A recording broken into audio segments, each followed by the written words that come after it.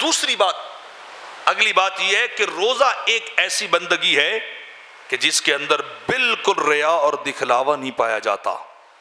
یہ ایسی بندگی ہے جس کے اندر کسی کو دکھلاوا نہیں پایا جاتا، بس خدا جانتا ہے یا بندہ جانتا ہے. اللہ رب العزت جانتا ہے میرا بندہ کس حال میں ہے، یا بندہ جانتا ہے کہ اس کی کیفیت کیا ہے. انسان کی ہر بندگی میں دکھلاوا آ سکتا ہے. دور سے کھڑا ہو بندہ دیکھ سکتا ہے یہ نماز پڑھ رہا ہے، یہ تلاوت کر رہا ہے، یہ فلاں بندگی کر رہا ہے. لیکن روزہ وہ بندگی ہے کہ جس کی خبر فقط رب کو ہوتی ہے، جس میں ریاکاری اور دکھلاوا نہیں ہے. میرے آقا علیہ الصلوۃ والسلام نے فرمایا مجھے تم پر شرک اصغر کا بڑا خوف ہے.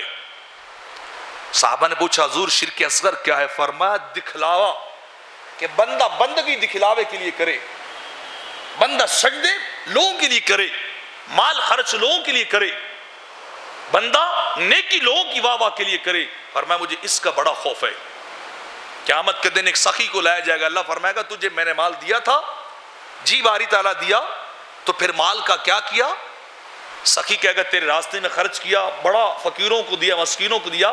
اللہ فرمائے گا تو جھوٹ بولتا ہے. فرشتے بھی کہیں گے باری تعالیٰ یہ جھوٹ بولتا ہے، اس نے تو لوگوں کی واہ واہ کے لیے دیا تھا. ایک حافظ کو بلایا جائے گا، اللہ فرمائے گا بتا تجھے میں نے قرآن کا علم نہیں دیا تھا؟ جی باری تعالیٰ میں نے کتنی تلاوت کی، میں نے بڑی محفلیں اٹینڈ کی تھی، بڑی تلاوت اور قرآن سنایا تھا. رب کائنات فرمائے گا تو جھوٹ بولتا ہے، تو جھوٹ بول رہا ہے.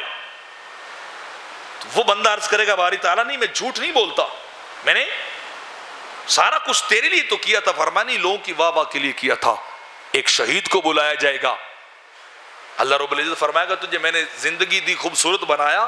جی باری تعالیٰ تو نے سب کچھ دیا. تو فرمایا پھر اس زندگی کا کیا کیا؟ وہ کہے گا تیرے لیے میں نے اپنے سینے پہ گولیاں کھائی تھی. رب فرمائے گا تو جھوٹ بولتا ہے، میرے لیے نہیں کھائی تھی، اپنی جواں مردی اور شہرت کے لیے کھائی تھی. تو رب کائنات ان تینوں کو فرمائے گا پکڑو ان کو ٹانگوں سے گھسیٹتے ہوئے جہنم لے جاؤ. یہ ریاکار تھے. تو روزہ وہ بندگی ہے جس میں صاحب ریاکاری نہیں ہے، دکھلاوا نہیں ہے. ریاکاری اتنی بری چیز ہے. میرے آقا فرماتے ہیں میں تمہیں دجال سے بھی بڑے خطرے کے بارے میں نہ بتاؤں، اس سے بھی خطرناک چیز کے بارے میں نہ بتاؤں؟ صحابہ نے کہا حضور ضرور بتائیے کہ ہمیں پتا چلے کہ وہ چیز جو امت کے حق میں وہ کانے دجال سے بھی زیادہ خطرناک ہے. میرے آقا نے فرمایا وہ ریاکاری ہے، وہ دکھلاوا ہے جو انسان کے عمل کو برباد کر دیتا ہے. کہ بندہ نماز اس لیے خوبصورت اور لمبی پڑھے کہ لوگ واہ واہ کریں گے، اعمال اس لیے اچھے کرے کہ لوگ اس کی تعریف کریں گے. فرمایا اتنا تو امت کو دجال بھی تباہ نہیں کرے گا جتنا یہ دکھلاوا ریاکاری تباہ کر دے گی. تو اس سے انسان کو بچنا چاہیے. قیامت کے دن انسان بڑے بڑے اعمال لے کے جائے گا، پہاڑوں کی مانند اعمالوں کے دنیاوی اعتبار سے. تو رب کائنات کی بارگاہ سے اعلان ہوگا ان اعمال کو ان بندوں کے پاس لے جا جن کو دکھانے کے لیے تو نے کیے تھے، اجر ان سے مانگ، اس کا بدلہ ان بندوں سے مانگ، اس کا معاوضہ ایوارڈ اور ریوارڈ ان بندوں سے مانگ جن کو دکھلانے کے لیے تو نے سب کچھ کیا تھا. اتنا یہ بڑا گناہ ہے کہ انسان کے اعمال کو تباہ کر دیتا ہے.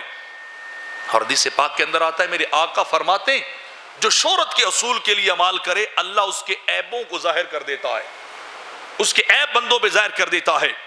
اور جو دکھلاوے کے لیے عمل کرتا ہے نا اللہ اس بندے کو رسوا کر دیتا ہے. لیکن روزہ وہ عمل ہے جس میں نہ تو شہرت ملتی ہے، جس میں نہ دکھلاوا ملتا ہے. ہاں ایک بات ضرور ہے، روزے میں خود خدا ملتا ہے. روزے کا بدلہ خود خدا. الصوم لی وانا اجزی بہ.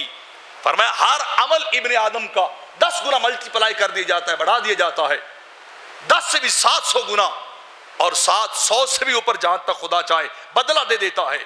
لیکن فرمایا روزہ وہ میرے لیے اور میں روزہ دار کے لیے. فرمایا فقط ایک عمل ایسا ہے جو میری رضا کے لیے وہ میرے لیے کیا جاتا ہے اور قیامت کے دن میں اس کا بدلہ بن جاؤں گا.